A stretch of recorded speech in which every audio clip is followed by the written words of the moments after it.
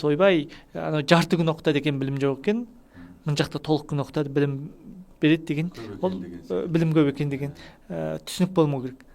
Жарты күн окутуудун өзүнүн философиясы бар. Калган жарты күн сенин өзүңнүн багытыңа тарбиелейт. Сенин калган күнүңдү өзүң кандай адам болууңду чеш. Атанаң чечсин деген сыяктуу. Ягни мемлекет эркиндик берип отур. Туурабы маселе да. Сондуктан катты әлсиз деп баглоого келмейт. Сау саламат турдуңуздар ма, ардактуу биздин агайындар? Булар Жол Ашар акпарат орталыгынын түсүрүлүм алаңы. Алдарыңызда болсун бейбакыт әлі бола. Енді біздің елге келіп еңбек еткен егейлер деген тақырыппен түсіріп жатқан желдес сұхбат хабарымызды жақсы білесіздер. Бұндағы мақсатымыз осы елге келген тұлғалардың, әр кәсіп, әр саланың мамандарының еңбегін ұлықтау, сонымен бірге жас ұрпақты еңбек сүйгіштікке, отан сүйгіштікке баулу. Соның жүлгесімен бүгін біз арнаулы осы оқу ағарту төңірегіндегі ең қоламтал тақырыптың бірі болып тұрған оқу ағарту төңірегіндегі мәселелерге көбірек тоқталамыз. Әсіресе шеттегі қандастар осында келіп бала оқыту, оны қалай әкелу, нелерге дайындап әкелу, нелерді дайындап әкелу деген секілді жақтарында көп сұрақтарыңыз бар. Бұйырса соның әр саланың жаңа айтып жатырмын, жетекші мамандармен сөйлетеміз деп сұрағымыз дәлелді болу үшін, шынайы болу үшін. Бүгінгі қонағымыз осы Қазбілім ұлттық мектебін құрушы, ағартушы, химия ғылымдарының докторы, кешегі Ыбырай Алтынсарин атамыздың ізімен жүріп жекелік мектеп құрып, қоғамның елдігін жүгін көтеріскен айтулы азаматымыз Аятжан Ахметжанұлы мырза. Ендеше сұхбатымыз созылып, әңгімеміз армен қарай кетіп жатса, сұхбатымызды бірнеше бөлікке бөліп салуымыз мүмкін. Біздің мына TikTokқа, Дойынға, Шпинқауға әрине тіркеліп алыңыздар. Ол шығарылымды қалт жібермей көруге сіздерге пайдалы. Алайеке бүгінгі осы оқу ағарту төңірегінде, әсіресе Қазақстандағы оқыту төңірегінде әңгімемізді армен қарай жалғаймыз. Енді әңгімемізді бастамас бұрын осы мынау таныстықтан бастасақ, өйткені біздің көріп отырған көрермен оқырмандардың көбі шеттегі қандастар, әсіресе жүйеде осы Қытайдағы қандастар көбірек көреді. Мүмкін енді осы жақта көбірек сұхбат беріп жүрсіз, біреу көріп біреу көрмейді. Енді біздің оқырмандардың бірінші рет көріп отырғандар болуы мүмкін. Сол үшін бірінші өзіңізден таныстықтан бастайық. Сіз қай жылдары, қайсы өңірден осы елге келдіңіз, қандай білім ордасын оқыдыңыз? Қайырлы күн баршаңызға. Онлайн жүздесіп отырған барша ағайынға дұғай сәлем. Мен 1986 жылы Қытай Халық Республикасы Іле Қазақ облысы Моңғолгүр ауданында туылғанмын. Моңғолгүр ауданының Ағаяз деген көркем табиғатты елді мекені бар. Сол Ағаяздың бауырында туған баламын. Сол Моңғолгүр ауданынан 12-ші сыныпты бітіріп, 2006 жылы Атажұртқа, Қазақстанға 20 жасымда келгенмін. Бір жыл Халықаралық Қазақ-Түрік университетінен дайындық курсын, содан кейін Еуразия ұлттық университетінде, Гумилев атындағы Еуразия ұлттық университетінде 9 жыл білім алдым. Яғни 4 жыл бакалавр, 2 жыл магистратура, 3 жыл докторлық оқып. Грантпен түсіп оқыдыңыз? Грантпен, үшеуінде грантпен оқыдым. 2023 жылы химия ғылымдарының PhD докторы деген атағымды қорғап, қазір ғылым докторымын. Енді сіз мынау Қазбілім ұлттық мектебін аштыңыз, бұл қандай қажеттіліктен қай жылдар ашылды? Мен 2006 жылы келгенге 2011 жылы қаңтар айында мектепке мұғалім болып бардым. Мектепке мұғалім болып барғаннан кейін өте көп шұғылданғаным бұл пәндік олимпиада. Ол жақта енді зейін сынау дейміз. Пәндік олимпиада мен өте көп шұғылдандым. Халықаралық, республикалық халықаралық олимпиадалардың жеңімпаздарынан 30 қанша шәкірт тәрбиеледік. Сөйтіп сол білім саласында жүрген кезде осы олимпиадалық дайындыққа қосымша ізденетін, ұлттық бірыңғай тестке ізденетін балалар көп болды. Бастапта қосымша сабақ беріп жүрдік. Кейін мұғалімдердің басын қосып 2016 жылы білім беру орталығын жұмысын бастады. Еліміздегі аудандық, облыстық, республикалық деңгейдегі олимпиадаларға, халықаралық деңгейдегі олимпиадаларға дайындау, ұлттық бірыңғай тестке, университетке түсу үшін элдеги эң мыкты университеттерге түсүү үчүн, чет элдеги университеттерге түсүү үчүн дайындоо орталык ретинде ачтык. 2016 жылдан баштап жұмыс жасады. 2014 жылда ақпараттық агенттік ретінде құрылған. Содан кейін 2016 жылы білім беру орталығы, кейін онлайн қосылды.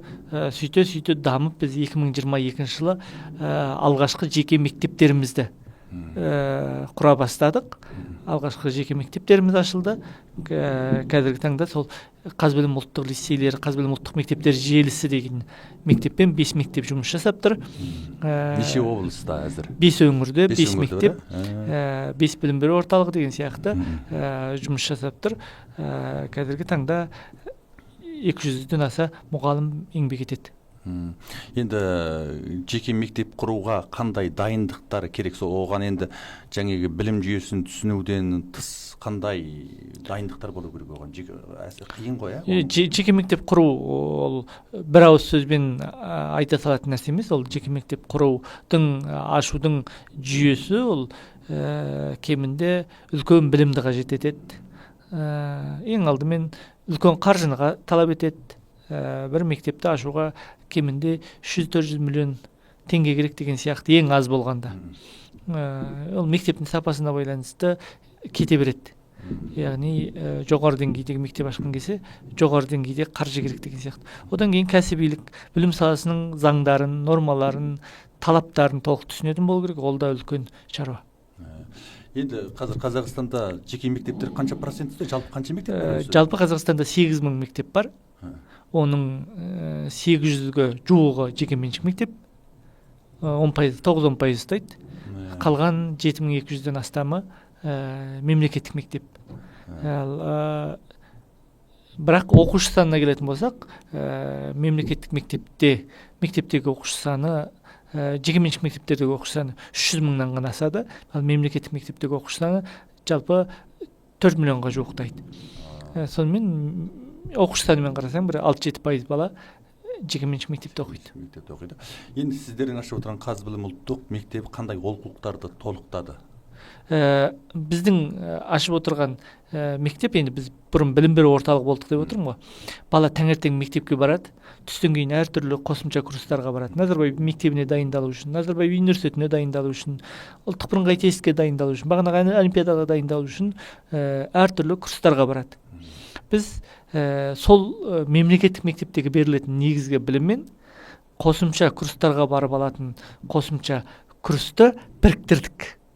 Одан тыс балалардың спорттық, өнер деген сияқты, дебат, шахмат, тоғызқұмалақ деген сияқты интеллектуалды сайыстарының басын қостық. Яғни бала бір жерден комплексті толық білім алу.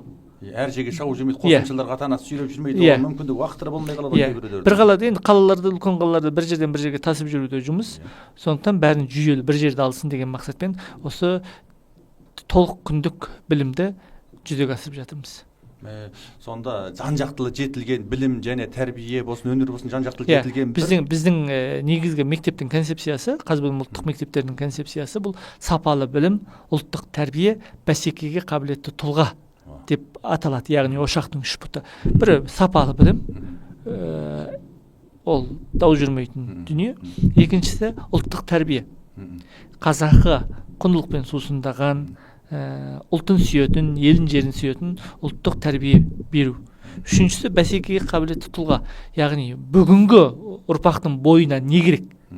Бүгінгі ұрпақ мына қазір бір ғана дүниені айтайын, жылына 100-деген мамандық жойылады. Қазіргі заманда 100-деген жаңа мамандықтар шығады. Мамандықтың жойылуымен жаңа мамандықтардың шығуы өте үлкен бір қалаймақан уақытқа тап келді. Бізде енді қоғам мамандық десе бір 100 мамандықты атайтын шығар, бірақ жалпы енді мамандықтың категориясы әлемде 1000-нан асады ғой, мысалы. Қарапайым еден жуушыдан бастап, үлкен халықаралық қатынастарға дейінгі мамандықтарда. Ал дәл осы тұрғыда балаға не керек? Бүгінгі бала өзінің атам қазақ айтады ғой, өз құрбыңның алды бол деп. Өз құрбысының алды болу үшін не істеу керек? Қандай талаптарға? Сол үшін біз мысалы 9 сыныптан бастап айлысқа дайындық, міндетті пән, математикалық сауаттылық, оқу сауаттылығы деген сияқты функционалдық ойлау бағытына, SIT бағытына, ойлау дағдыларының бағытына көбірек жұмыс жасаймыз. Сонымен бірге баланың болашақ мамандығын қалыптастыру бағытында көбірек жұмыс жасаймыз. Енді оңай емес, жаңағы осындай дүниеге қосымшасымен қосып, мынандай жоғары білімге дайындау деген. Енді айлық ақысы да қымбат емес шығар. Біздің енді көрермендер осы сұрақтың көбі осы болады. Енді кіргісі келеді. Әр қалада біздің мектептердің төлемі әртүрлі. Өйткені әр қалалардың тұтыну деңгейі әртүрлі, шығын әртүрлі деген сияқты. Сондықтан бізде Астанада 210 мың теңге айы. 210 мың. Қазіргі баға. Енді әр жылы белгілі бір деңгейде өзгеріп жатады, әр оқу жылында. Алматыда 175 мың теңге. Бір баланың айлық төлейтіні оқыту ақысы. Мысалы, Қарағандыда 150 мың теңге, Қостанайда, Қызылордада 80 мың теңге ай деген сияқты. Ол енді сол қаладағы мүмкіндіктерге байланысты жасалған баға. Оның ішінде нелер кіреді? Бағанағы негізгі сабағы кіреді, қосымша сабағы кіреді, кітаптары кіреді, түскі тамағы кіреді, және бағанағы университетке бағыттау, дайындау, жетектеу, кеңес беру барлық шаруалар кіреді. Жатақхана бар ма? Мысалы, Астана оқитын оқушылар. Алматы қаласында және Қостанай қаласында, екі қалада бізде жатақхана бар. Жатақхананың төлемі бөлек, ол айына 40 мың теңге, екі қалада да. Оған тек жатын орын және таңғы ас кіреді. Енді әр баланы жаңағы осындай қосымшалармен де қамтып жан-жақты тәрбиелеу керек дейді ғой. Соны баланың бейіміне қарай тәрбиелеу керек пе? Жалпы беттік жаңағы ән болса әнге, тоғызқұмалақ дедік, жаңағы ағылшын тіл әр түрлі бейім ма, соның бәрін жалпы беттік тәрбиелейді. Ол баланың жас ерекшелігіне байланысты. 9 жыл 9 сыныпты бітіргенше бұл жалпы фундаменталды іргетас қалану керек. Кез келген бағыттың мысалы сен болашақ журналист болатын бала болсаң да, саған химияның, физиканың негізгі білімдері керек, ертең сауатсыз мақала жазбас үшін. Сондықтан 9 сынып бітіргенше базалық негізгі білім берілу керек. Ал 10-11 сыныпта біз өзіміз таза мамандықтың бағытымен алып кетеміз. Болашақ сен IT саласына барғың келе ме? Онда информатика, математика бағытына. Ал болашақта сен дәрігер болғың келе ме? Онда химия, биология бағытына деген сияқты нақты бағытпен. 10-11 сыныпта нақты бағытпен дайындалу керек. Бала өзінің алдына нақты мақсат қойып дайындалу керек деп ойлаймын. Дұрыс екен. Енді жалпы көп елдің сұрағының бірі, жаңағы үкіметтің өз арнаулы мектептері бар ғой, үкімет мектебі. Ол тегін мектеп. Үкімет мектеп тегін. Тегін мектеп. Ол жарым уақыт қана барады. Жарты күн ғана барады ғой бұл жерде. Түстен бұрын немесе түстен кейін. Енді соған барып тұрып, жеке мектепке неге барады? Осының ара жігі бір ашалап айтып беріңізші. Енді сол тегін мектепке бара бермей, бұл жеке мектептер неге құрылды, жеке мектепке неге береді деген секілді. Сонда бұл жерде білім беру жүйесіне жан оқсай ма, оқсамастық бар ма деген нәрсені көп түсіне бермейміз. Жалпы білім беруде тұлға тәрбиелеу ғой, енді білім берудің негізгі мақсаты тұлға тәрбиелеу. Тұлға тәрбиелеудің қалыптасқан философиясы әр мемлекетте әртүрлі. Қытай мемлекеті жаппай біртұтас ұқсас бала тәрбиелейді. Яғни толық күнді мектепте білім аласың, балалардың бір-бірінен айырмашылығы жоқ, бір мемлекеттік стандартпен оқиды. Сенің қосымша курстарға баруға, басқа курс дүниелерге көбінде уақытың жоқ. Яғни мектептің негізгі талабын таңертеңнен кеш батқанша толық күндік оқу. Қарапайым тұрғыда былай айтқым келеді. Қытай тұлға тәрбиелеуде кірпіш құятын зауытқа ұқсайды. Сен мықты, төзімді, мықты кірпіш құясың. Бірдей. Бәрі бірдей. Бедер ештеңе жоқ, бәрі бірдей. Ал мына батыстық мектептің стандартындағы, яғни Қазақстанның да стандарт арғы жағы батыстан келген бұл кәфіл шығаратын зауыттар ұқсайды. Ойлы кәфіл бола ма, жердің кәфілі бола ма, керегенің кәфілі ма, Сызжуан деп айтасыздар ғой сіздер енді. Сызжуан шығаратын зауыттар ұқсайды. Бұл жерде мемлекет өзінің бағанағы кәфіл шығаратын зауыттың топырағын күйдіріп реттеп береді, арғай өрнегін біреу басып алады деген сияқты. Сен жарты күн мемлекеттік мектепте стандартты аласың, мемлекеттік ең төменгі стандартты көз ашык, көкүрөк ояу стандартты аласың. Ары карай тереңдетүү сенің өзіңнің болмысыңа байланысты. Сен спортқа тереңдетесің ба, жарты күніңді спортқа арна. Сен өнерлі болғың келе ма, жарты күніңді өнерге арна. Сен ғалым болғың келе ма, жарты күніңді білімге арна. Сен ақын болғың келе ме, жазушы болғың келе ме, сол бағытта жарты күніңді арна деген сияқты. Жарты күн мемлекет өзінің стандартты білім береді, ары қарай жарты күн ата-ана баласын ізденіске тәрбиелейді. Мүмкіндік береді. Енді бізде қалаларда, енді біз жас мемлекетпіз, ұлт ретінде де жас ұлтпыз. Бізде үлкендердің санынан балалардың саны әлдеқайда көп. Сондықтан да қалаларда мектептің жетіспеушілік мәселесі бар. Соған байланысты бұндай қосымша бағанағы баланы дамытатын қызметтерді спорт сарайлары, оқушылар сарайы деген сияқты, өнер орталықтары, білім орталықтары деген сияқты қосымша орталықтар іске асырады. Бірақ енді мектепке түстен бұрын баланы мектепке тасу, түстен кейін қосымша білім беру орталықтарына тасу, ол енді едәуір шаруаны алады ғой, едәуір уақытты алады. Бір адам бұлжытпайды ғой, жұмысқа шықпайды, оны тасып жүреді. Егер 2-3 балаң болса, бір адам тасып жүруге тура келеді. Сондықтан да біз баланы ата-ана әр жерге тасып жүрмес үшін бәрін комплексті бір жерге жекеменшік мектептер жинақтадық. Қазір жекеменшік мектептердің артықшылығы сол. Енді мағлұмат үшін айта кетейін, 800-ге жуық жекеменшік мектеп бар деп айттым ғой. Біз енді біршама арзан мектептердің қатарына жатамыз. Ең қымбат мектептер ол жылдық оқу қаражаты 10 миллион, 15 миллионға дейін, 5-8 миллионға дейін баратын мектептер бар.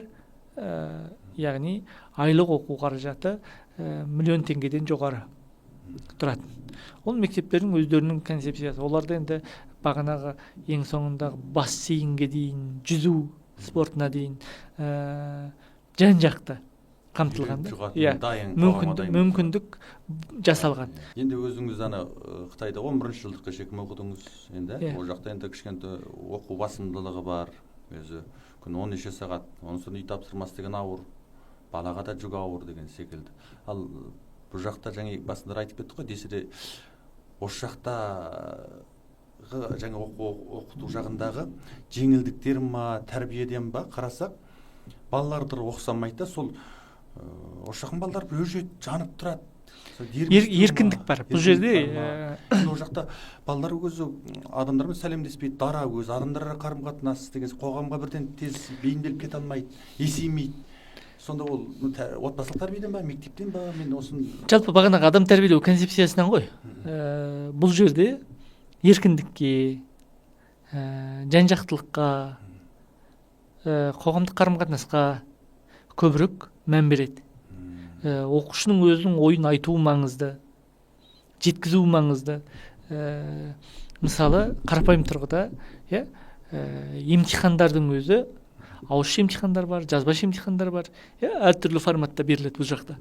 Ал Қытай жақта өзіміз білеміз, біртұтас тек жазбаша емтихан. Сенің ойыңды қалай жеткізуің тек қағазға түсіргенің болып есептеледі. Ал сен сөйлеу шешендігің, сөйлеген кездегі тапқырлығың, сұрақты жүйелі, жақсы сұрақ жарты мақала деп айтады ғой, мысалы. Сұрақты қоя білуің деген сияқты дүниелердің өзі ол жақта бағаланбайды, бұл жақта өте қатты деңгейде бағаланғандықтан бұл жерде енді адам тәрбиелеу философиясындағы дүние ғой. Енді ол жақтан келіп бір нәрсені ашық айту керек та, екі жақтың да білім жүйесін көрген адам ретінде енді білім саласында 160-қа жуық ғылыми зерттеу мақала жазыптым осы күнге дейін. Оның ішінде енді диссертация жазылған диссертациямыз да бар. Магистрлық диссертациямды мен дарынды балаларды анықтау және тәрбиелеу деген тақырыптан қорғағам. Сол кезеңде енді біз әлемдегі ең мықты деген оқу жүйелерінің негізінен барлық дерлік зерттедік. Сол кездегі әр мемлекеттің адам тәрбиелеу философиясы, адам тәрбиелеу жолы әртүрлі. Өйткені болашақтағы тұлғаны, яғни 11 сыныпты бітіріп, бакалаврды бітірген, яғни бакалаврды БНК-ны бітіргеннен кейінгі тұлға бізге қалай элестейди деген суракты коет да, сол деңгейге яғни анық дөсі өмірге келген бала, б нүктөсү бұл университетті бітірген, бакалаврдың дипломын алған тұлға. Енді А нүктөсінен Б нүктөсіне дейін бала бақша, бастауыш мектеп, орта мектеп, жоғары мектеп, университет деген сияқты жолдар қалай жүзу керек? Ана Б нүктөдөгү жетүүгө тийисті картинаға қарай сызылады.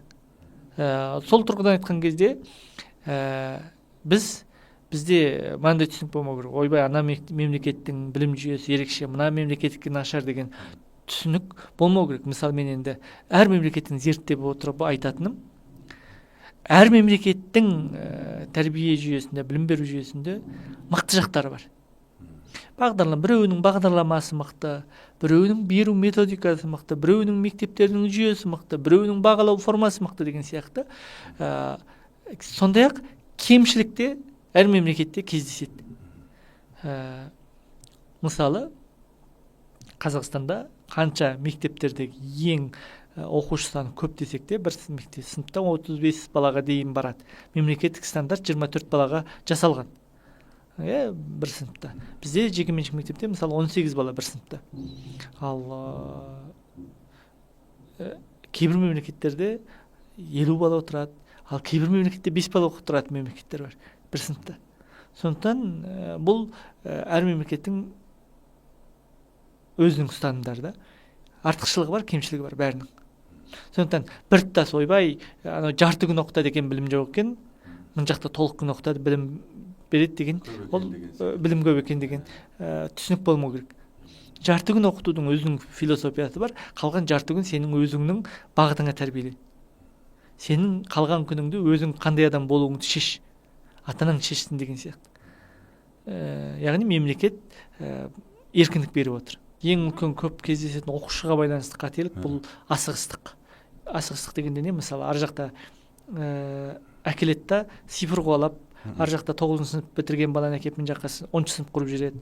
Тіпті 9-шы сыныпты бітірген баланы әкеп 11-шы сынып құрып жүретін ата-аналар да көп. Жоқ, асығуға болмайды. Ар жақтың білімі ол 12 жылдық білім. Бер жақтың білімі 11 жылдық білім.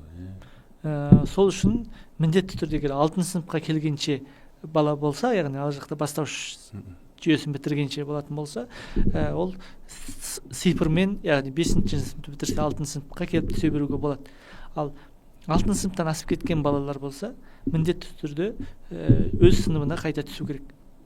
Уақыт жоғалтпайды. Біз қайтын 6-шы сыныпты өзі қайта 6-шы сынып бітірсе 7-шы сыныпқа түсе беруге болады. Енді біздің ар жақтан қандастарымыз келіп жатыр. Сіз соңғы уақыттарда балаларын осы жаққа келіп оқып жатқандар біршама мол. Енді осы жаққа келіп түсу үшін, мысалы 7-8 сыныптан да келіп жатқандар бар. Қандай құжаттарды ала келу керек осы жерге келіп түсу үшін, оның кейін осы жерге қандай құжаттар дайындау керек, ол жақтан қандай құжаттарды ала келу керек дейтін сұрақтарды көп сұрайды бізден. Не дайындап апарамыз деген секілді. Енді бұл сұрақты айту үшін бір дүниені айта кетейін. Қай сыныпта келген дұрыс дейтін.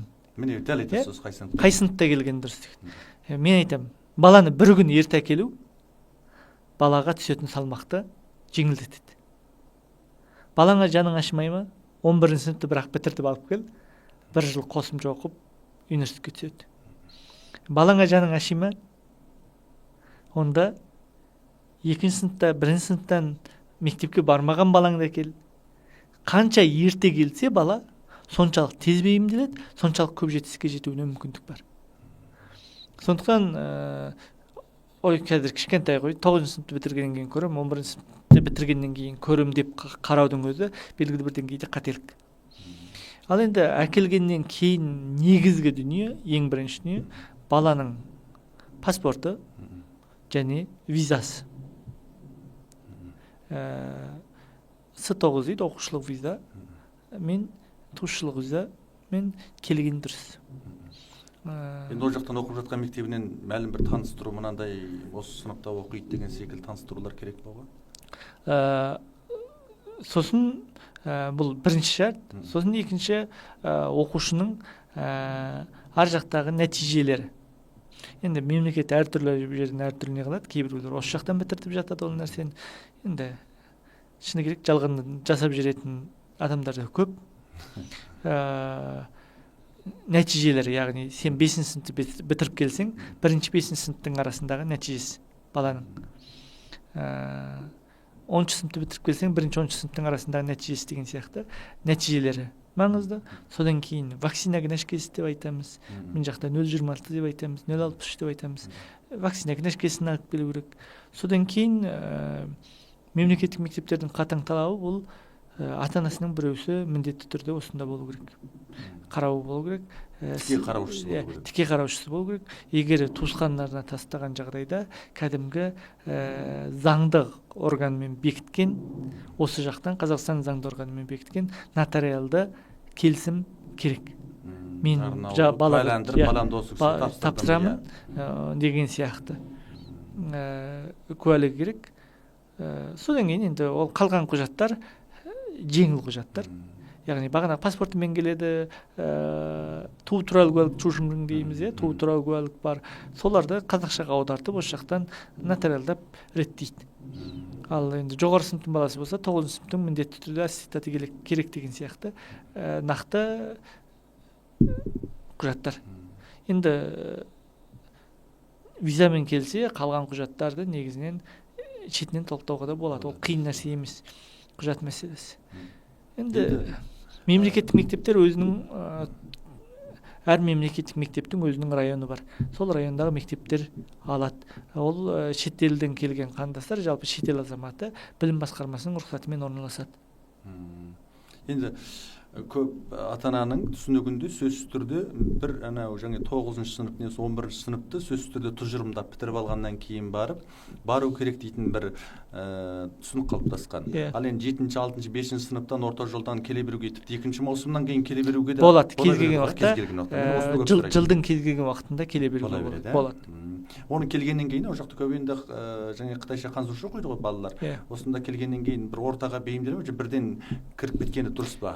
Бірден кіріп кетіп, мысалы біз өзіміз бірден қосамыз, бірақ қосымша қазақ тілін үйрету курстарын алып барамыз. Бош жүргізіп қалуға болмайды, тек қазақ тілімен жүргізіп қалуға болмайды. Өйткені адамның тіл қоғамдық құбылыс қой, орта үйретеді. Ортадан үйренбесе, күніге 2 сағат тіл үйреніп, мен тіл үйреніп алғаннан кейін түсем деп айту ақымақтық болады. Уақыт кетіп қалады. Уақыт кетіп қалады. Содан кейін біздің қандастарда бар. Қазақстанға келу үшін бірінші қазақ тілін емес орыс тілін оқып жүретін. Бұндай түсініктен арылуымыз керек. Бұл Қазақстан, айтып отырмын ғой, ғылым докторымын. Мемлекеттік мектепте де директор болдым. Жеке меншік мектептерде де, өңірлерде де жұмыс істедім. Университетте де сабақ бердім деген сияқты. Қазақ тілімен өмір сүруге болады. Ешқандай орыс тілінің керек жоқ. Үйренген келсе, ағылшын тілін қоса үйрен. Мықты болсаң деген сияқты. Сондықтан қазақ тілін келіп ортадан үйреніп керек деп ойлаймын. Қалған дүниені өмір өзі үйретеді. Енді жаңағы мектептерге түсу үшін мемлекеттік қарастырылған мектептер болсын, жеке мектептерге түсу үшін балаларға қойылатын талаптар бар ма? Бұл алынатын емтихандар деген секілді. Өздеріңіз мектептерде қандай талаптар бар? Біз енді қандастардан емтихан алмаймыз. Жалпы мемлекет бізде арнаулы мектептер болмаса, бағанағы көп мектептер емтихансыз қабылдайды. Емтихансыз қабылдайды. Енді арнаулы емтиханмен қабылдайтын мектептер бар, олардың өздерінің қабылдау жүйелері бар. 6 сыныпты бітірген кезде, одан кейін олардың көбіне грантпен оқу үшін азаматтық керек деген сияқты. Сондықтан қандастарға айтатыным емтихансыз қабылдайды, кіре беруге болады. Сіздерге келе беруге болады. Әзір сан шекті ма? Егер бізді көріп отырған біздің қандастар енді Жоңғар Республикасына көбірек тарайды, сондағы қанша ата-аналар баласын 2 маусымда келгісі келуі мүмкін, сіздерде орын саны шекті болмаса, жаңа жатаққа жатып оқитын жағдай болмаса, мектепке деген тиімділік бар ма? Жатақхана шекті әрине. Жатақхана 150-160 оқушыға арналған. Қазір бізде Қостанайдағы жатақханамызда орын жоқ, толық. Алматыдағы жатақханамызда 100-ден жуық орын бар. Келе беруге болады. Енді мектептің сыйымдылығы енді әр қалада әртүрлі, жеткілікті деп ойлаймын. Астанада 500 балаға арналған мектеп, Алматыда 500 балаға арналған мектеп енді жеткілікті сыйғызуға болады. Сіздер мектепте, бірақ енді біз шын айту керек, қандастармен жергілікті балалардын балансын сактоого тырышабыз. Экөөнүн ара салмагы болуу керек. Өйткөнү тек кандастардан куралып келсе, кытайча сүйлөп биригип кетет, ортага калыптаспай кетет. Сондуктан биз ара салмагын уставга тырышабыз. Ягни 30 кандастардын көлөмүн өзүбүз 30%дан асырмауга тырышабыз. Калган 70% осы жергиликтүү балдар болот. Дұрыс екен, иә. Сіздердің мектептеріңізде енді мынау шетелдік әйгілі мектептерге болмаса осы мемлекет ішіндегі жоғары талабы жоғары мектептерге дайындайтын арнаулы орындар бар ма? Негізі соны дайындайды қоясыз? Иә, біз дайындаймыз. Егер 5-6 сыныптың баласы болса, Назарбаев зияткерлік мектебіне, білім инновация лицейіне, республикалық физика математика мектебіне деген сияқты дайындықты жүргіземіз өзіміз мектеппен бірге. Ал енді 9-11 сыныптан бастап, бағана айттым ғой, Назарбаев университеті, әлемдік ең мықты топ университеттер, Гарвард, MIT-ден бастап, қарапайым университеттерге дейін. Сонымен бірге Қазақстанның топ университеттеріне, бағанағы Назарбаев университеті, КБТУ, Қазақ-Британ университеті, Әл-Фараби, Еуразия, СДУ, МНУ деген сияқты университеттерге дайындап шығарамыз. Біздің енді әр жылы біздің басты мақтанатынымыз бұл біздің нәтижеміз. Салыстырма жоғарырақ барады сіздерде. Енді әр жылы 96-97% оқушымыз грантқа түсіп келе жатыр. Былтырғы жылдың өзінде мысалы 7 оқушымыз Назарбаев университетіне түссе, 10 оқушымыз, 9 оқушы, 10-шісі осы қыркүйекте түсті. Оқу жылы басталып кеткеннен кейін әлемдік топ университеттердің грантын жеңіп алды. Бір оқушымыз тіпті тек ақш-тың өзінде 9 университеттің грантын жеңді деген сияқты. Ол енді баланың мүмкіндігіне байланысты. Бізден оқыған қандастар балалар да бар. Қазір Назарбаев университетінде оқитын, қазір Англияда оқитын балалар да бар, қандастар. Бізден оқып сол жаққа оқуға түсіп кеткен. Енді Қазақстанда білім деңгейі жоғары университеттердің қайсылар бар? Мысалы, біз енді көбінде бірнешеуінің ғана атын біле береміз, ар жақта жүріп ақ. Қайсыған дайындалып, қайсысы болашақ, қайсысы білім деңгейі? Мамандығына байланысты. Мысалы, енді Қазақстандағы ол ешкім талас жүрмейтін нөмір 1-ші университет, ол Назарбаев университеті. Одан кейінгі университеттер ол мамандыққа байланысты. Мысалы, сіз қандай мамандықты оқисыз? Кей мамандықтар Әл-Фарабида мықты. Кей мамандықтар Сүлеймен Демирел атындағы СДУ деп айтамыз. Ол да мықты. Кей мамандықтар, техникалық мамандықтар КБТУ-да мықты, Қазақ-Британ университеті. Кей мамандықтар халықаралық қатынас сияқты, менеджмент сияқты мамандықтар ол Мақсұт Нәрікбаев атындағы университеті, яғни МНУ-да мықты деген сияқты. Кейбір педагогикалық мамандықтар Абай университетінде мықты. Әр мамандықтардың, мысалы, медицина оқыған кезде Аспандияровта, немесе Қарағандыда оқу керек. Ауыл шаруашылығы университеті болса, Сәкен Сейфуллин атындағы деген сияқты, агротехникалық университет деген сияқты, бұл мамандыққа байланысты оқитын дүниелер. Егер IT саласын оқыған кезде, Астана IT университеті, МАЮ сияқты мықты университеттер бар, нархоз сияқты мысалы. Бұл нақты мамандыққа байланысты айтылатын шығар. Олардың шарттары әртүрлі ұқсамайды ғой, жоғары ғой. Ол жерге түсу үшін де, мысалы, кейбір мектептерде шеттегі қандастарға арнайы грант бөледі. Жалпы мемлекеттік грант, жалпы қандастарға грант бар. Әрбірінде бар ма? Бәрінде бар. Ол мемлекеттік жалпылық грантпен бөлінетін дүние. Қандастарға шыны керек біршама қолайлықтар жасалған. Мемлекеттік 4% квотасы берілген. Жақсы қамқорлықтан дұрыс игеруіміз керек. Бакалаврға бұл яғни БНК-ге мүмкіндіктер жасалған. Енді сен магистратура оқыған кезде, яғни янжусындық оқыған кезде, докторлық оқыған кезде мемлекеттік грантпен оқу үшін міндетті түрде Қазақстан азаматтығын алуың керек. Етпесе мемлекеттік грант бермейді. Енді колледж оқу үшін біз енді ар жақта, мынау өзіміздің Қытайда жаңағы 9-шы сынып бітіргеннен кейін қазір кәсіби мектептерге жібереді әртүрлі өнер үйреніп шығу үшін. Ал осы жердің колледждар ғой сол. Оған да қандай шарттар бар? Ол колледж бізде біраз колледж саласы автономиялы, яғни әр колледждің өзінің жеке талаптары бар. Бағанағы университеттерде де бар. Ұлттық бірыңғай тесттің балы әр университет өзінде болу керек. Плюс кейбір университеттер мысалы қосымша IELTS талап етеді деген сияқты. Ал колледж жүйесі толық автономияланған. Әр колледждің өзінің талабы бар. Сен мамандығыңа байланысты колледж іздеп, содан кейін барып, сол колледжға тапсырып түсесің. Колледж жуан ғой, біздің айтып отырғанымыз. Бірден айту керек. колледжге де университетке де бала билиммен өзүнүн эмгектенүү менен түсүүгө болот. Оған бір таныс біліс іздеудің қажеті жоқ. Бізде алданып қалатын жағдайлар біздің қандастарда көп кездеседі. Сізде таныс біліс іздеп біреуге тиын тебен беремін деп. Иә, тиын тебен беремін деп. Содан кейін көп бейкәсіби адамдар. Мен 16 жылымды осы салаға арнап келе жатырмын. 16 жыл осы саланың ыстық суығымен айналысып келе жатырмын. Біз мысалы біраз нәрсені білеміз. Білмейтін әртүрлі делдалдық компанияларға, делдалдық адамдарға орнатын адамдар көп.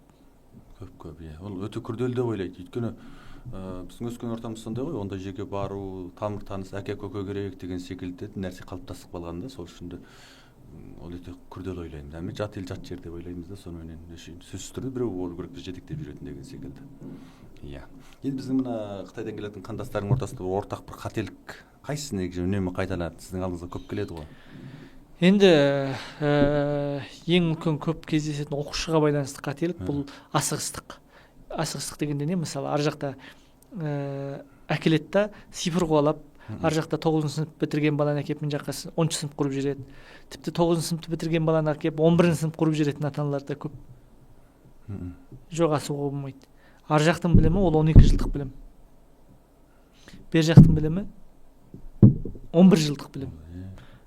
Сол үшін міндетті түрде 6 сыныпқа келгенше бала болса, яғни ал жақта бастауыш жүйесін бітіргенше болатын болса, ол цифрмен, яғни 5-ші сыныпты бітірсе 6 сыныпқа келіп түсе беруге болады. Ал 6 сыныптан асып кеткен балалар болса, міндетті түрде өз сыныбына қайта түсу керек. Уақыт жоғалтпайды. Біз қайтын 6 сыныпты өзі қайта қойып. 6 сынып бітірсе 7 сыныпқа түсе беруге болады. Сонда сол жағын бәрі асығып әшейін тезірек бітіруге асығады екен. Бір сынып болса алдыға жылжытып жібергісі келіп тұрады. Сосын менсінбеу бар да, Қазақстан ой білім саты қош, оңай қойып жақта оқу. Бош жүреді ғой деген секілді. Бәрібір де базалық білім түбі шешеді. Ертең жұмыс істейтін кезде шешеді. Қазір оқуға түсіп алуға болатын шығар. Бірақ ертең жұмыс істейтін кезде көп нәрсе базалық білім шешеді. Бұл жерде енді шетелге шығып білім алу шарт жағдай біршама оңай, оңай. Оңай, жалпы шетелге шығу, ең алдымен шетелге шығу мәселесі оңай ғой. Сенде паспорт болатын болса, 80 мемлекетке визасыз кете бересің дейтін. Мысалы, Өзбекстанға барғың келе ме, Ресейге барғың келе ме, Түркияға барғың келе ме, сенен виза ешкім сұрамайды. Барып келе бер. Қайсы мемлекеттердің енді мынау жаңағы оқушы қабылдау жағындағы салыстырмасы жоғарырақ шетелде?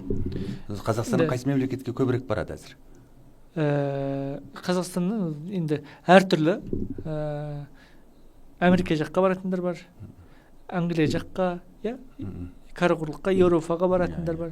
Сосын қазір шығыс оңтүстік Азияға баратын, яғни оңтүстік Корея, Сингапур, Жапония, Малайзия деген сияқтыларға баратын адамдар бар. Сосын енді көршілес мемлекеттерге Ресей сияқты, сонымен бірге түркі мемлекеттеріне Түркия сияқты мемлекеттерге баратын әртүрлі балалар бар. Жалпы жоғары оқу орнына түсу әлемде екі түрлі стандартпен қаралған. Бірі кей мемлекеттерде түсу оңай, бітіру қиын. Кей мемлекеттерде түсу қиын, бітіру жеңіл. Мысалы, Қазақстан Назарбаев университетінен басқасы, Назарбаев университеті тіпті түсу қиын. Бірақ түскеннен кейін әйтеу тырысып оқысаң бітіресің, бітірмей қалу деген жағдай өте сирек кездеседі. Бірақ түсу біршама күрделі. Ал Түркия сияқты мемлекеттерде түсу оңай. Бірақ бітіру қиын. Бітіргендердің, мысалы түскендердің 50%, 60% диплом алмай кетіп жатады. Тура сондай да. Мысалы бізде тек докторлықта солай. Докторлық түседі, бітіреді, бірақ диплом алмайды, қорғай алмайды. Енді сіздердің Қазы білім ұлттық мектебі енді 3-ші жыл ба? Биыл 4-ші жылы енді? Алғашқы мектептеріміз 4-ші оқу жылында оқып жатыр. 4-ші жыл болса, бұл енді іргесі ары қарай кеңейіп жоспарлары қалай, неге бірден кеңейіп кете алмай жатыр? Қандай кедергілер бар? Бұл енді ең алдымен мен Кытайдан кийин карапайым казакмын. Карапайым педагог болдум. Кичкентай билим берүү орталыгынан дамытып ошол жерге келдим. Эң басты маселе бул жерде каржы. Бизде қазір жеке меншік мектептердің бір шама мемлекет көмектесетін субсидиялары камкорлугу бар го мемлекеттин? Субсидиялары қазір соңғы жылдары убактылуу болуп жаткан жок. Сосын талап катаңдатып жатыр. Соған байланысты айтатыным нақты ең үлкен чарба бізде каржы. Каржы маселе жетиспегенден кийин бул керегесин кеңейте алмай тур го азыр. Үлкөйтө алмай отурмуз. Каржылык бюджетimiz бир шама мүмкүндүктөр издеп жатырмыз. Эгер мүмкүндүктөр тапсак, болашакта мектептердин санын көбөйтүп сапасын арттыруу максатыбыз бар. Адистемелик багытка көңүл бөлүп, өйткөнү биз өзүмүздүн окулуктарды чыгарабыз, өзүмүздүн окуу адистемелик куралдарды чыгарабыз. Биз Казбилим баспасы осы күнгө дейин 230дан астам окуу адистемелик куралдар дайындады баганага. Пәндик олимпиадага, улуттук бирыңгай тестке арналган ар түрлүү окуу адистемелик куралдар. Косумча колдонулмалуу китаптар го эртең негизги пәндерге сонда. Нагында бүткөн мектептин жалпы жаңыгы мемлекеттик мектеп болсун, жеке мектеп болсун баардыгынын багдарламасы бирөө го, бир багдарлама. Ар ким өз алдына китап окулук чыгарууна уруксат жок ага. Косумча окулук чыгарууга болот. Негизги окулукта мемлекет толуктоо үчүн багдарламалар, жаңы колдонулмалуу дүнүйлөр чыгарууга болот. Тереңдететин. Биз өзүбүз өз материалдарыбыз менен окутабыз. Onun деңгейин көтөрүү үчүн. Сонда барлык каражат жаңы окуучулардын айлык үйрөнүүгө тапшырган акысынан осунун каражатын чыгарып отурган жагда мемлекет азыр негизинен камкорлугу бир шама тапшырак болуп отургандан кийин көбөйүп кетет. Багана барлык жерден Астанадан да журт жатаккана сурайды. Онун баары бюджет кой. Энди мемлекеттен сырт бизде энди касипкер жомарт жигиттерде жок эмес. Енді бір қарасаң жоқ секілді, бір қарасаң бар секілді. Бар дейтініміз ақындар айтысын ма, көк бар ма, балуан ба, әйтеуір жиналыс ойын тойға келгенде машина тігіп сөйтіп жататын жомарттарды көресіз. Ал енді білмеймін, осы салаға келгенде бір ғылым техника саласы, мектеп болсын, ұрпақтың келешегіне, ұлттың болашағына қатысып жұмысқа келгеніңіз бізге неге осы немқұрайды қарайтынымызға мен себебін біле алмай жатырмын. Енді себебі сол бұл Ахаңның заманында айтылған дүние ғой. Ұлт ұстазы Ахмет Байтұрсынов айтады.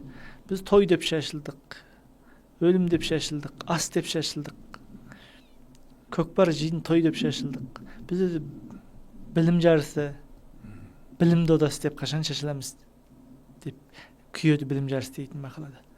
Сол 100 жылдың алдында сол дүние әлі себебі бағанағы жиын той, думан, спорт, ән, би деген дүниелер бір мезеттік көңіл күйді көтеретін дүниелер. Одан атақ шығару, демеуші үшін атақ шығару жеңіл. Атақ бар, ол тез бірден аты шығып кетеді ғой. Өйткені бір танымал спортшы мысалы, немесе бір танымал әншінің демеушісі болсаң, сол танымал әншінің себебінен сен танылып кетесің. Ал білім ғылым бұл ондай шоу емес. Сондықтан сен демеуші болсаң танылмауың мүмкін. Сондықтан танымалдылыққа ұмтылған қауым аналарға қарсы салмайды деп ойлаймын. Сондықтан біз енді бағана кітап шығару мәселесіне, мектептерді дамыту мәселесіне өзіміз көп демеуші іздейміз. Бірақ осы күнге дейін демеуші таппай жүрміз. Демеуші болам дейтін адамдар болса, қуана-қуана. Тіпті біз солтүстікке де мектеп интернатын салу, яғни жатақты мектеп салу арманымыз болған. Өкінішке орындалған жоқ, өйткені бюджет жеткен жоқ. Бұйырса солтүстік жақты біз енді жетте қандастар солтүстікке көшіріп, сол жерге шоғырлы орналастыруға жұмыс жасап жатырмыз ғой. Бұйырса бізді көріп отырған, бізді әр саланың адамдары көреді, көріп отырған осы кісілердің, Атымтай жомарт кісілердің Алматы, Астана жақтағы мектептер болсын, кейбір қиыншылықтарды көтеріп жүрген, тіпті солтүстікке мектеп салу жағы болсын, о жағына енді кәпірлеріне келіп жатса, жүйелеп ақылдаса жатармыз, ары қарай мүмкін хабарласып жатса. Енді екі жағына сол жаңағы кітап шығару жағында жетіспей жатқан кітап шығару жағына жетіспей жатсыздар ма? Негізі қарсы сол жағына керек па? Енді китап чыгаруу, баганагы жатаканаларды кемелдендирүү, лабораторияларды кемелдендирүү деген сыяктуу жактарга жетиспей жатат. Қазір мысалы бізде 9 кітабымыз баспада жатыр. Демеуші жоқ, қаржы жоқ. Қаржының тапшылығынан уақытында шықпай жатыр. Ол бірақ оқушыларға керекті дүние. Керек дүние жазылып, бүкіл редактордың характердің дизайнердің қолынан өтіп баспада жатыр. Бірақ шығаруға қаржы таппай отырмыз. Бірақ алмақтың да салмағы бар дейді ғой. Егер жаңағы демеушілер шығып жатса, сіздер жақтан қандай ол кісілерге пайда жеткізіледі? Біз демеушінің талабына байланысты кітаптар шығарып, кейін сатылымға шығарғаннан кейін пайыз беруге де дайынбыз. Немесе демеушілік көрсетті деп атын жазып, бағанағы не қылуға дайынбыз. Ол демеушілер көрсетіп жатса, мысалы балалар оқитын болса, мектепке тегін оқытуға дайынбыз деген сияқты. Енді біз қолымыздан келген жасауға болады. Керемет дүние ғой, ол деген адамның құрмет қадір артатын дүние, ол деген ұлттың болашағына күйіну дейтін нәрсе. Ол көн жүректің, көн тереңдіктің белгісі. Ол соған бару дейтін нәрсе. Ол адам осал адам емес менше. Енді жаңа мектеп жағына қомақты қаржы қосып, мектептің санын көбейтейік, мектептің сапасын арттырайық деп жататын болса, мектептің мәлімдері пайыздық жаңағы жарнасын беруге болады ғой? Болады. Қаржы құям деп жатса, біз келген уақытта ашықпыз. 2-3 ғана шартымыз бар. Яғни мектептің концепциясына қол сұқпаса болды. Негізгі жоба бағытына. Мысалы, орыс сыныбын ашыңдар деген сияқты талап қоймаса, ал біздің қазіргі бағытты дамытуға, жан-жақты дамытуға кезген қаржыгермен басқамен жұмыс істеуге дайынбыз. Жақсы, керемет. Міне естіп отырған біздің ағаларымыз мықты, енді бағы жанып, сондай мерей тасып жүрген қаншама біздің кісілер бар. Осы Алматы төңірегінде бар, не бір 5-10 завод құрып отырған, әр салада мықты бағы жанып жүрген мысалы көптеген кісі берген шығар. Ал енді оны жаңағы Ақсұң қардай маңайына шашып жеп, осы ұлттың, ұрпақтың, мемлекеттің игілігіне жасайтын жігіттер болып жатса, біз әрине қуанамыз. Соған себепкер болғанымызға біз де әрине осы ортада мерейіміз тасып жатар. Болып жатса, Аятжан мырзаны іздесеңіздер болады, бізбен хабарлассаңыздар да болады. Өте керемет игілікті іс, бұйырса бізге соған танымыз жетпей жатқан, мүмкін үгітіміз жетпей жатқан шығар. Бар ғой ел ішінде әйтпесе, кейбір дүниелерін қайда, қалай игілікке жұмсағысы келіп жүретін, қандай бір сауапты дүниеге жұмсағысы келіп жүретін, қандай. Бұл енді өте үлкен сауапты жұмыс. Біз қазір білім беруді мемлекеттің мойнына артып қоятын кезеңде емеспіз. Кешегі Ыбырай Алтынсаринде де Мамания мектебі дейміз, Жаңғырхан мектептерінің ешқайсында мемлекет немесе ең алдымен сол ұлт зиялыларының еңбегі ғой. Сол үрдіс жалғасу керек. Оны да сол жаңағы жекелер қаржыландырды ғой, иә? Тәжірибесі содан келген ғой енді. Ол жерде енді басты дүние бұл болашақтың шаруасы. Мемлекет жас мемлекет. Санымыз небәрі 20 миллион халықпыз. Сондықтан бұл жерде әрбір бала білімді болуға, әрбір азамат күш салу керек деп ойлаймын. Біз елімізді шынайы бәсекеге қабілет ететін болсақ, онда әрбір баламыз ғылым, техникамен, біліммен сусындау керек. Соған шарт жағдайда ол мемлекет жасасын деп жатып алуға келмейді. Өйткені біз абайды айтады ғой, сенде бір кірпіш дүниеге кетігін таптап арғалан деп. Бізде кетік көп, өте көп. Біз мың жақтағы миллиардпен, мың жақтағы миллиондармен, 100 миллиондармен бәсекелесіп жұмыс істеуіміз керек. Сондықтан біз бір адам 10 адамның жұмысын істейтіндей, 10 адамның білімін игеретіндей мүмкіндікке жетуіміз керек. Сосын тырысымыз керек. Ол үшін әрбіріміз керек болса, бірлікте кезген жұмыс істеуіміз керек. Керемет. Міне өзіңіздей жігіттердің, бізде мақтанамыз, өзіміздің шеттен келген қандасымыздың, отанымыздың, еліміздің дамуына осындай керемет үлестер қосып жатқаны сырттай сүйініп мақтанып отырамыз. Көріп отырған біздің көрермендерді бір желпініп қалады, жаман шапандарына сыймай бұйырса. Керемет, осындай жігіттер көп болсын, көтерісіп жүрген, сырттай сынап мінеп отырғанша мен де айтам, жас мемлекетпіз, соны мінеп сынап екі бүйірің таянып, сыртынан мен сын айтып отырғанша көп жүгін көтерсеңші, айналып көтеріле алмай, білмей жетілмеген, сен енді тура жол нұсқасаңшы, көтере алмай жүрген жүгін көтерсеңші, жас мемлекет қой, тіпті қара шаңырағың ғой, әкеңнің үйі ғой, әрбірінің соң, оны неге үйтіп отырсың деген секілді. Сол үшін біз мінеп сынаудан аулақ өзіміз қойған шыққанменен солай істеу керек деймін. Міне осы өз саласының білгірлері істеу керек осы жұмысты. Оны енді жаңағы қаншама уақыт тәжірибеден өттіңіз, докторлық қорғап осы салада, білім саласында. Енді оны сол білетін адам мектеп ашу дейтін нәрсе, оның методикасы бөлек дүние оның. Өйткені ондағы бір кемдіктерді біліп тұрған шығар, мүмкін соны толықтап жатқан шығар деген секілді. Ал енді осыған үн қосып, сол біліп тұрған азаматты бір көтеріп жіберген ай дейміз. Бұйырса, оған да мүмкіндіктер болар. Біздері қаншама ел ішкеніш қой, қаншама азаматтарымыз жүр осы елім, жерім көркейсе екен, гүлденсе екен, ұрпағымыз мықты болса екен, ұлағатты болса екен деп жүрген. Мысалы, Израиль секілді шөкімдей мемлекет қазір айтып отыр маңайына. Израильдердің сол еврейлердің бұндай тірлікке атсалысуы сұмдық қой. Керемет. Бұл еврейлер де бар, кәрістер де бар. Әлемде жүрген кәрістер Кореяның дамуына қаншама қаржы құяды. Бізде де тура сол да. Бұл жерде менің жеке басым шаруасы емес маған. Егер маған байлық керек болатын болса, мен істейтін тірлік жетеді. Бұл бүгінгі баланың, бүгінгі ұрпақтың келешегі. Қазір айттым ғой, Қазақстан мектептерінде 4 миллион астам бала оқиды. Балабақшада қаншама бала бар, университетте қаншама бала бар. Мемлекеттің яғни 50% ол жастар мен балалар. Ол соларға дұрыс білім беру, дұрыс контент жасау. Дұрыс тұлға болып қалыптасу, еліне еңбек ету, ол маңызды. Маңызды дүние. Әзірден бастап атсалысу керек. Кешігіп қаламыз, кейін көреміз деген келмейтін болып тұр. Байып алғаннан соң келеміз деген. Жоқ, келмейді.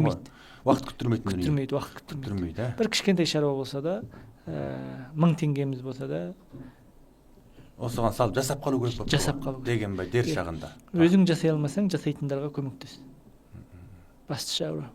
Жақсы, біздің ардақты аяулы көрермендер, осы біздің шығарып отырған шығарылымыз әрине сіздерге арналады. Сіздердің көңілдеріңізде жүрген сұраққа жауап табуға әр саланың жетекші мамандармен, білгірлермен сұхбат жасау дегенне, ол сауатты болу үшін, сұрағымыздың шынайы болу үшін, мына жауаптарымыздың, біздің беріп жатқан мәліметтеріміздің шынайы болу үшін сіздерге әр саланың білгірлерін шақырып сұхбат жасап отырмыз.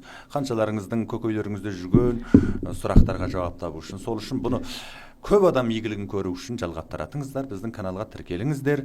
Біздің бүгін қонақта болған өз алдына мектеп ашып, Қазбілім деген шеттен келсе жаңа тағы да айтып жатырмыз, қандасымыз еліне есе қосып үлкен еңбек сіңіріп жатқан әрбір шетте қандастар осылай келіп, мына елдің жүгін көтерісіп, шаңырағын көтерісіп, бір есін кеңейтуге жұмыс жасауымыз керек.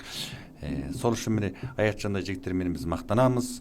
Қолдан келсе қайырын жасап, осы жүгін көтерісуге, істеп жатқан тірлігіне бір жәрдемімізді жасауға тырысайық. Сау саламет болыңыздар. Тағы да жақсы хабарлар болса, алдарымызда үшіншілік хабарларды өздеріңізбенен бөлісеміз. Сонымен бірге сұрақтарыңыз болса астына жаза кетіңіздер. Осы оқу ағарту саласында басқа да қандай дүниелерді білгілеріңіз келеді. Бұйырса алдағы жерде Аятжан мырзаны тағы да шақырып сол сұрақтарға жауап беруге ұсыныс етеміз. Өйткені сіздердің сұрақтарыңыз бізге іздену жолы. Рахмет, сау саламет.